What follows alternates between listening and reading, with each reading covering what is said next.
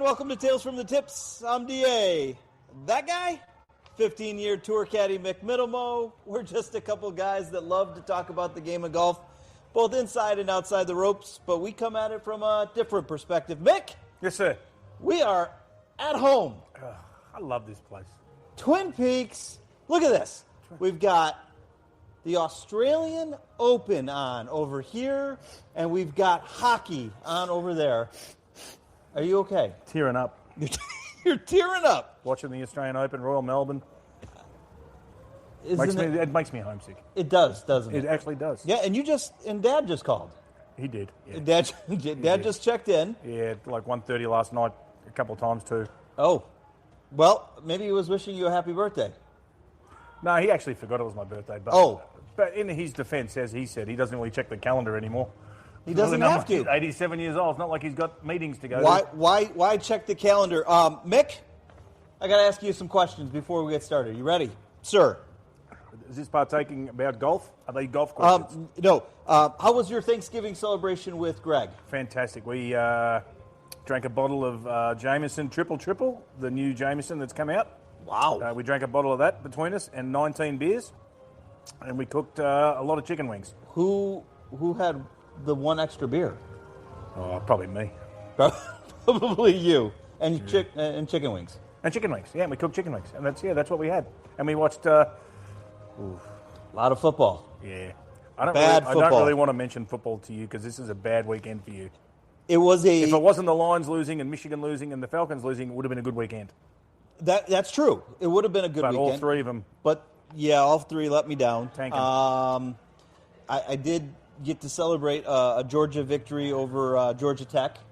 I got to stay up late and watch an overtime win by the Broncos with my daughter, my oldest, who is a big Broncos fan. Against Marcus Mariota. Yeah, but still, it was fun.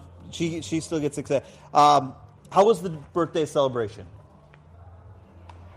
What do you remember? Not a lot. There was because I have in my notes that I was told by a good source that Gustin's crew had something special planned for you. Yeah, there was a lot of people there that turned up. They had balloons for me. It was very nice with a guess my age balloon. They didn't really give me the whole detail of how many balloons and birthdays I was having. I didn't want people to know that I was 61. And then there was a lot of little things. Little things, like as in... Shots of Jameson. You said that word. Yeah. Yeah, like those things. They're about that tall? Yeah. And they kept coming, I heard. They kept coming at a rapid pace. Yeah. So we got there just after 3 o'clock. I'd already had one Jameson before that, which was probably two because it was a big one, and had 2 beers. And then when we got to Gustin's, it was a procession of little ones, so much so that I was in an Uber by 6:15. Very responsible, by the way. Thank you. Appreciate that. Very nice. The count apparently last night was anywhere between 12 and 14 little ones. Okay. Was what I was told. And you sprinkled that in with some beer. Yeah, the ratio was wrong. This is the problem. The ratio. Normally you're supposed to have 12 or 13 beers and 3 or 4 shots. Right. Instead of 3 or 4 beers and 14 shots or whatever it was. But yeah, the ratio got a little screwed up. But I appreciate my friends trying to kill me. The Uber driver obviously couldn't get up my driveway because I have an unpaved driveway, which is very, very rocky and very lots of holes and potholes and things like that. So I decided to make the trek up there. I do remember rolling around in the autumn leaves at one stage. I did bend over to pick up a Uber package, and gravity took over. Not an Uber package, Amazon package. And I think gravity took over, and all of a sudden I was laying in the leaves making snow angels. I have a few little nicks and bumps on me from that little rolling around in the grass, yes. I do remember looking up at the house and going, well, there's the lights. I'm not far away. I could make it from here. Okay. And I did. Good. I did make it. You did make it. Yeah. I had called to check in on you. Our good friend Chris filled me in on the details because I was offering to buy some drinks while I was in transit. I was unfortunately on a budget meeting phone call. But I had heard that you were already en route to your home. Yeah. And I was still picking up my daughter from dance. So I knew you were in rough shape. Yeah, I was in rough shape. Well, I'm glad you made it. Yeah, Okay. I made it again. Again, thank you to my friends who try to kill me every birthday. You got a good crew there. Oh, I do have a great support system around me. It was wonderful. Greg Elliott picked up my check. Scott picked it up yesterday when we decided to go and have a couple of beers, and of course there was a few short ones we rolled out again yesterday. So I'm not going there today. You're not going. I've banned myself from Guston's today. For today. Now, next And Thursday, Friday. we will be at Guston's with the radio station. I know. So you can't ban yourself next Thursday. No, I'll be there. Okay. So let's get back on track. I just need to talk to my Conti. I'm going to ask you a couple questions. Back golf. All right, back to golf. Right, let's go golfing. What did you watch more of, the BMW Australian PGA Championship or the Skins game? I didn't watch any of the Skins game. You didn't watch the Couldn't Skins tell you who game? won a skin. Nothing. I watched all the Australian PGA Championship at Royal Queensland because that's my home base. That's where it is. It's a real golf tournament, not a Mickey Mouse gimmicky Skins game. Not interested. Don't care. You weren't interested in it. Didn't give one iota of what happened. We'll get into that. We've got the Hero World Challenge going on, and most importantly, the Australian Open At Royal Melbourne. at Royal Melbourne. Top 10 golf course in the world. Rory teeing it up. Rory said that he likes the first time he's been to Royal Melbourne. Oh, He said he loved the golf course, but it's not the best golf course in Melbourne. really? Mm-hmm. What one? Kingston Heath. And I firmly 1,000% agree with that. Been very lucky to play Kingston Heath maybe 15, 20 times. Kingston Heath is a magnificent golf course, but the whole Sandbelt area down there with Royal Melbourne, Huntingdale, Metropolitan, Victoria, they're just, it's all natural sand. That's why it's called the Sandbelt. And those golf courses, the greens are incredible, and every one of those golf courses are fun and wonderful to play. Well, And Rory's getting paid more than the prize money for the tournament. yeah, I noticed. Did you see that the BMW Australian Open paid out more than the Australian Open? Almost 2-1. Yeah.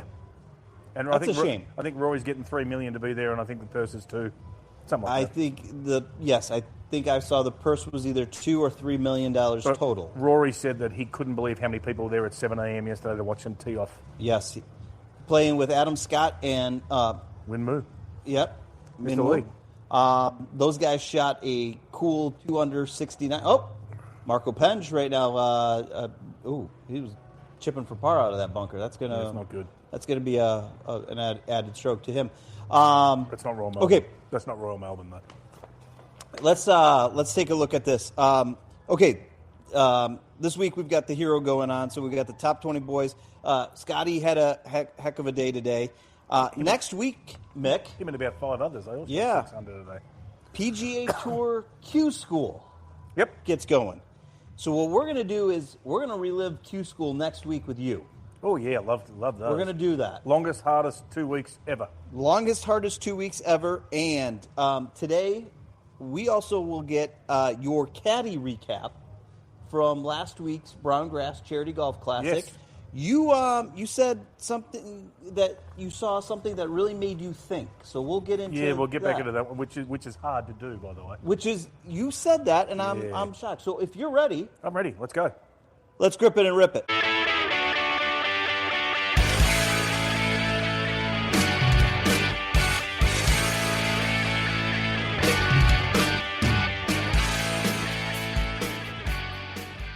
Okay, I got notes today. I did some prep. What do you mean today? It's every day. Well, I've been doing some things. So I'm going to start with the one thing that you didn't watch. I did wake up. I think I was a little depressed on Friday morning after what I had to witness with my Green Bay Packers beating the Lions. my team. My team let me down. Probably going to lose tonight, too. I don't think so. But with that said, I did watch the Skins game You better a not. little I bit. just took Jared Goff to have over 310 yards. Here's my takeaways. You ready for this? Yep. Okay. And I honestly, and I said this on the last podcast, I was excited that it was going to be a 9 o'clock in the morning start. I felt like this was going to be like me watching the Open Championship. I'm going to have my coffee. And you know what, Mick? You know what I found? I found myself sitting there watching about 3 holes, bored, getting up, and going and doing Christmas lights. Mm-hmm. Like, what did I tell you was going to happen? And here's There's nothing to it. It's boring. No, it really wasn't. Congratulations, Keegan Bradley, winning 11 skins for a total of $2.1 million.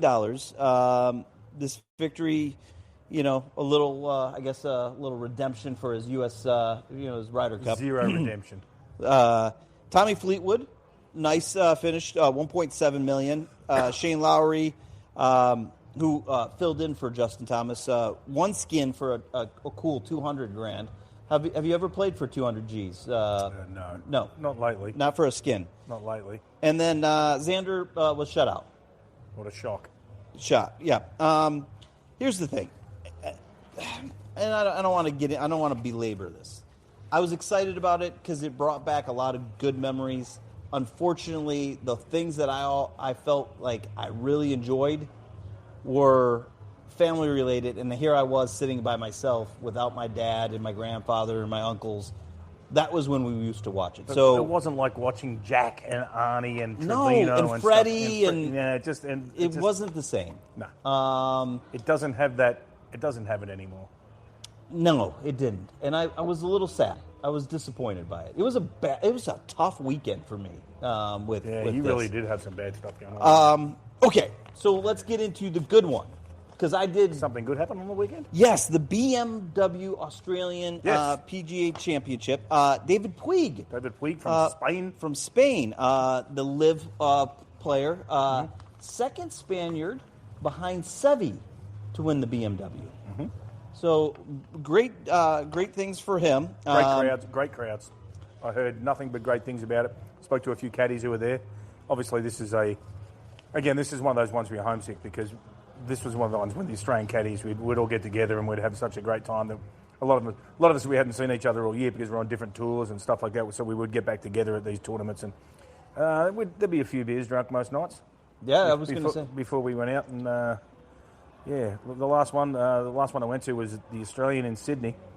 It was a rather large week. Those are the events that you miss? Yeah, very much so. Like it's not like you don't miss the Texas Open. No. You don't miss those days. No. You miss the... Yeah, you don't miss those days. You don't miss some of the small events and things like that. You miss the big events. You miss the players and, and obviously getting into majors and things like that. You miss all that. But it was always fun to go back to Australia and play. It used to be back at the PGA was up in Coolum. Great spot. We'd always rent a house with 4 or 5 of the caddies who had caddied around the world, and you would see a fridge full of lots of beers and a few bottles of red that were knocked over, and we'd always rent a really nice house with a pool and things like that, and so we'd have a pretty big night, and it was great. It was go back to see all the Australian guys, and it was just fun to hang out. So I do miss seeing that. I was going to say that those are the things. Really good. I mean, good finish. Obviously, you had Mark Leishman from Australia and Nick Vogt from New Zealand tied for third. Minwoo finishes fifth. Mm-hmm. So some local country guys finishing high up there. And they've got off to a good start in the Australian Open. I noticed yesterday Elvis Smiley was leading. Yep. Good player. And but it was fun to watch it last night, the highlights and sort of interesting. It was because they were the first events I went to with my dad, even before I caddied. Even before I got into caddying, my dad would always take me to the golf. We'd always go to like the Heineken Classic or the Australian Open and stuff like that. And then it was kind of surreal that years later that I was actually caddying in these events and my dad would come and follow me and watch me around. And, he'd be there every round, and he started to know all the players and, the players would come and say hello to him and things like that. So, I miss that kind of it. Yeah, I definitely do miss that. Yeah. So, how much of now? Obviously, with the time differential, these guys they're actually teeing off already. Now, how much of this are you going to watch, or how much is it going to be mostly highlights for you? Mostly highlights. I sat up and watched a little bit of it last night, but again, it's very late, and it was one of those things. It's like there was a lot going on last night. Obviously, I'm a big cricket fan, so Australia playing England at the moment as well. So I've got that going on, and then I had the golf. So I had one of the worst night's sleep I've ever had last night ever because I just couldn't switch off from wanting to know what was happening. So I would switch one on, and then I'd go back to sleep for an hour, and then all of a sudden it's 1:30 in the morning, and I'm like, all of a sudden it's 5:30 in the morning. I'm like, I've been awake for 4 hours. I'm like, I've got to turn this off. So Get some rest. So I've got to try to get some rest. So yeah, but it was a restless night's sleep, and I'll probably do the same tonight, because again, you know, you get to see a lot of players that you know, a lot of caddies that you know, and you know, and the golf course was, you know, it was only 40 minutes from my house, and so. Well, and you know the golf course. I know Royal Melbourne and those courses backwards. You know, I've been very, very fortunate to play there, caddy there, and it's just a great place. It's just a fantastic golf course. It really is. Twin Peaks is the best in the game. Here, your favorite drafts are poured at a frosty 29 degrees, and rare barrel-aged whiskeys are served just the way you want them. It's bigger game days and bolder fight nights. I mean, where else can you find a scratch kitchen that always comes in clutch every day from lunch to late night? Only at Twin Peaks, the #1 sports bar. Stick around after the sun sets. Twin Peaks is open really late. Wind down with bourbon and late-night bites. So, and I see Scotty up there right now. There's 5 guys tied up there at the lead, 6 under, 66. The hero, yeah, he needs the money. The hero. I hope he needs the money. Good. I think your buddy Teddy needs the money. Yeah, he does. JJ, he's tied with JJ Spawn. I think it looked like Sepp Straka was in that mix. Sepp Straka was up there. Yes, I did see. I don't understand the silly season with just 20 players playing for that much money. But anyway, good luck to them. Right. Here's some of the guys that are in the field. You got Scotty, Hideki, Jordan Spieth. Stephen Parr. Right. You've got Justin Rose. Sepp, like I just mentioned, is tied for the lead. Keegan Bradley won back. JJ Spawn tied for the lead. Andrew Novak tied for the lead. What a pity we can't listen to Brandel Chambly. Oh, your buddy Brandel Chambly is on right now. Good Lord. So, you done? I'm playing darts. You're throwing darts at him? Yeah. What else would you like to say to Brandon? Oh, nothing. You don't want to? Go away. Just go away. Okay, so what are you looking? So obviously, we just said it. Silly season right now. Yep. But we do have the DP guys underway. You know, now you had David Puig wins last week, live. Big thing for this week at the Australian Open is that top 3 guys that have not already qualified for the Open Championship get an invite to the Open Championship, and I believe the winner gets an invite to the Masters if they didn't. If they haven't qualified. So big week for golf in that standpoint. Next week we have Q School, and we're going to have, I believe, the Grant Thornton, a team event, men and women. After that, Mick, things get really quiet. What do you plan on doing in the winter? What do you like to do during the winter season this time of year to continue to stay focused on golf, work on your golf game? I wish I could work on my golf game. Well, yes, you are still unable. If you were able, let's say... I was nearly going to play this Sunday too. You cannot play this Sunday. Oh, I nearly did. You cannot. But I decided to go to the Falcons game. You're going to the Falcons game. I'll probably see you. I would imagine. We're going to go torture ourselves. Yeah. This no, they'll win this week. You think so? Yeah, they'll win by 2 touchdowns. 2 touchdowns? Yep. Now, did you put that on your DraftKings bet? Not yet. Okay. Not yet. Let me know when you do that. Yeah. So let me ask you this. What would you be doing normally at this time of year to either when you were caddying or even now, like if you could be playing golf, what would you be doing? Things change because obviously when the tour finished back when I was caddying, you'd go back to Australia. So I'd be in Australia right now caddying these events. Yep. And then obviously you'd be there through December, and then all of a sudden January comes around and you'd be straight back at Hawaii. So you really didn't take much of a break because going back to Australia was always the fun thing for us to go back and do those 3 events. And so we would be right back to Australia, do that, then basically jump on a plane, and then sometimes we'd go straight to Hawaii from here, from Australia, and be ready to go. And then the tour would just kick off, and away we would go. Then obviously that didn't happen. So a lot of the times in the off season, I would go down when I caddy for Greg. I would go down and spend 2 or 3 weeks with him in Florida. and he would get himself ready. We'd play golf. We'd go practice every day. So he would start to get himself ready, like middle of December, early December, get himself ready for the start of the PGA Tour, which was always, the Sony in Hawaii. So we'd go down and do that, and we'd be ready to do that. So, and you go play golf a little bit yourself. Obviously, I don't like playing golf when it's below 60 degrees, as you know. Yep. I'm not a big fan of cold You like weather. your shorts? Yes, I like wearing my shorts when it's 32 degrees outside. Yep. I do that, but yes. Are you a fan of the indoor putting green? Yeah. You are? Okay. Yeah. Because I heard some guys talking about it the other day on one of the channels, and I was thinking about that. I'm like, what are some of the things that our listening audience can do?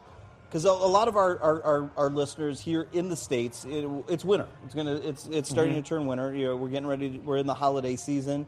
It's very festive here at Twin Peaks right now. What are some of the things that they can work on in their homes, or like if they can't access? Always putting. Yeah. Always putting. I mean, you can obviously, if you want to chip golf balls around your living room, congratulations, but I'd probably get the indoor ones.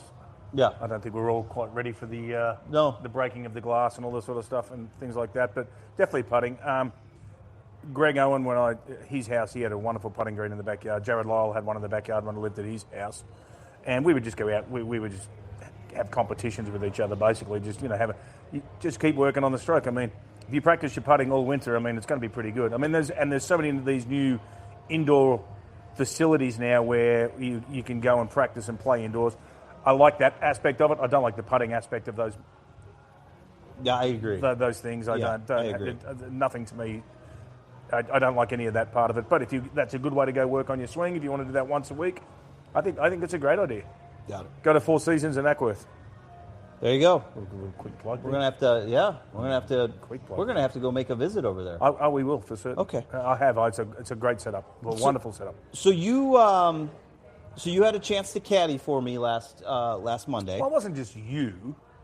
Well, I kind of considered it was for me. Well, you didn't listen to me on one hole. That's not true. I listened to you the entire round. Except when you thought you were going to hit a 4-iron 220 yards uphill into the wind. Except for that point. But you, in fairness, never said anything. No, I let you do it. You did. I let you do it. And I came up 10 yards short. How many? 10. 20. Anyway, it was closer to 20. It was closer to 20. But this is the perfect example of amateur golf. And what I used to have to deal with in pro-ams and stuff all the time. You cannot. Right. Cannot. I can't. Hit a 4-iron 220 yards. Uphill. Slightly uphill into the wind. You cannot. I cannot. You may have once in your life, but that doesn't mean you can do it all the time. I used to be able to. Yes, we used to be able to do a lot of things. But right.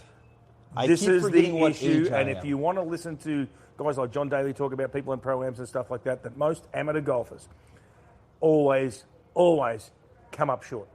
The amount of times how many times you see people go long, long, long? Very rarely. Everybody, 95% of the time, comes up short. Because you're dreaming when you think that you can hit a club this far. I'm very conscious of it when I play, that I'd rather be longer than shorter. Right. How far do you hit a pitching wedge? A standard pitching wedge. Standard pitching wedge. 125. 125 yards. Yes. Could you hit 190 yards? Could I hit one? No, I would hit my sand wedge. Well, why wouldn't you hit 190 yards? Why can't you? Because I can hit my sand wedge. See, now I can hit yards. a pitching wedge either. I can hit 190 yards or I can hit 115 yards. But I don't work on a pitching wedge at 90 yards. But there are certain flag positions, there are certain things, and there's certain ways you can flight the ball a little bit lower to bring it in there and spin it a little bit more. And that's why I like that little knockdown pitching wedge shot. I do like that. Yes, but people don't practice those things. And that's the problem. And you can sit there and go, like, even like when I play with Chris, he goes, "What you hit there?" I go, "Wedge." He's like, "Pitching wedge?" I'm like, yeah, because I like to hit a little spinner from 90 yards. I love that shot. I like to hit it in there and just go, stop, bang, quick. It's easy. I know where it has to be in my backswing. I know it has to be in my follow through. Now there are times where you think, well, it's downwind. Now it's a little different. It's downwind. I can really get after this one and go a little bit harder and hit it. Get a little higher, come down softer. It's fine. They're the things that maybe you should learn and try to practice. And when you go to these facilities and things like that, practice it, try it, see what you think. That's But don't try to hit a 4-iron 220 yards. Not 220. I came up short. But that's okay. What else did you take away from that experience? The Brown Grass Classic. Yes. Let's see. John Parler is a horrible golfer. Oh. Why did you do that to poor John? Oh, he's horrible.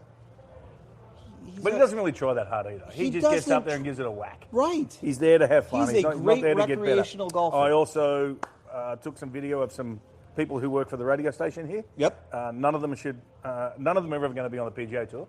No, thankfully. No. They're really good at what they do otherwise. There's a couple of them that look like they were trying to kill a rat in a phone booth. Oh. Just things going on. They would have a little bit of work to go on. A lot of work. Chris Forney played pretty good that day. Chris played pretty good that day. Yeah. And then we played as an eightsome for a little while. Yes. We came back there, and I got to watch something that I'd heard a lot about. Right. You have heard. Talk to me about this lovely young lady. Well, and it's not because he's a sponsor or because he is a good friend, but James's daughter, Nina, who just committed to Appalachia State, is a top-ranked amateur player here in the state of Georgia. I have had the pleasure to play several rounds of golf with her, and I've told you several times how good of a player I thought she was. But one of the things you and I have talked about is you've heard that more times than you could even remember of. Yeah, an amateur scratch golfer being top. Even the guys we played with. There's a couple of guys out there who hit the ball long and they play good and they still make bonehead mistakes and things like that. They're very good amateur golfers. Yes. They're never going to be anything better than very good amateur golfers. Very true. That's just the nature of the way they play, the way they think, and there's a lot that goes into it. I've been around golf for a long time. Some of the most impressive things I've ever seen. First time I watched Rory hit balls. Yep. Played a practice round with him at Lytham St Anne's in 2012, but I'd seen him before that. Super impressed. When I first watched him play, I was like, wow, this guy is super. And of course, apart from Tiger, when I first was in the group with Tiger, same thing. You're impressed, but you'd already heard it. The next one I saw was when I was caddying for Michelle Wee, and we were paired with Nelly Corder in the Bahamas. It was Nelly Corder's first ever LPGA Tour event. And I walked off the golf course after the 36 holes of watching her play and went, that woman is a superstar in the making. And I said to her caddy at the time, I said, do everything you can not to lose that job because she's going to make you a millionaire. And he did lose the job. But she was so impressive in the game. I was like, wow, that was spectacular. Until I saw what I saw at the Brown Grass Classic with Nina. It was one of the most impressive things I've seen ever since I've been following golf. That swing, the demeanor, the control of the golf ball, the flight, everything I watched. She's how old? She's 17. She's 17. Yeah. I walked off the golf course saying that girl will win a major on the LPGA Tour, and I will stick to my guns 100% of what I watched. It was so impressive.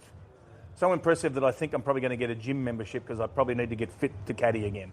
Yeah, that's how super impressed I was. She's a great girl. She's a great kid. It's an incredible golf swing. I mean, she slots it beautifully. Everything is just, it's on a rope. It's so good. For a 17-year-old, it was one of the most impressive things I've seen. And it was shot after shot after shot after shot after shot. Nothing. I think in the 4 to 5 holes that we played with them, she missed one shot the entire time. Yeah, and it was what we consider a miss is she missed the green by 4 inches. Right. She went long. Yeah, she went long left a little bit. Little bit, but just rolls it up to the next putt up to here, and it doesn't matter. But it was. And that, by the way, was a par 4 she drove. Yeah, super, super impressive. Very excited to watch her career as it unfolds. When you and I were talking about what we were going to discuss for today's episode, and you mentioned that, I was like, I'm like, come on. And you go, No. Dave. And then as you explained it to me, and, I think part of it is being so close to her and watching her grow up for as long as I have. Obviously now living back here, I remember when Nina was born. James and I go back that far. Her brother's a collegiate hockey player. I mean, the skill, the hand-eye coordination in that family. Did they get it from their mother? I must, because James is not. No, he's not great. No, actually. And he's a Lions fan too, so right. He's depressed. But it's and a Michigan fan. We had James and I had a rough weekend. Yeah. But I would do say when you said she's going to win on the LPGA Tour and she's going to win a major. That's something, and you have the eye for it, and you've seen it. You've been around the game. It's a different sound coming off the club face, and it's effortless, and it's smooth, and it's just like, man. But she makes it so look. So but the easy. thing is, it's not missing a shot. It's just like, and if she did miss, it was just like it's a little miss. It was like I watched her on the range, I watched her warm up on the range, I watched the drill, the routine she went through. I watched the way the ball came off the club face, and I was like, okay, that's really nice for a 17-year-old. And then got to the golf course. It was just, it was. And I'm looking forward to watching her play 18 holes of golf. I'm looking forward to watching her, just the way she's going to tear it up. I'm really looking forward to her college career and what she's going to do. We're going to have to get out there. I know she's got some JGA tournaments this summer. Obviously, our partnership with our folks here at Twin Peaks will carry us around, and I think we should get out there to see her. And we got to get you rehabbed.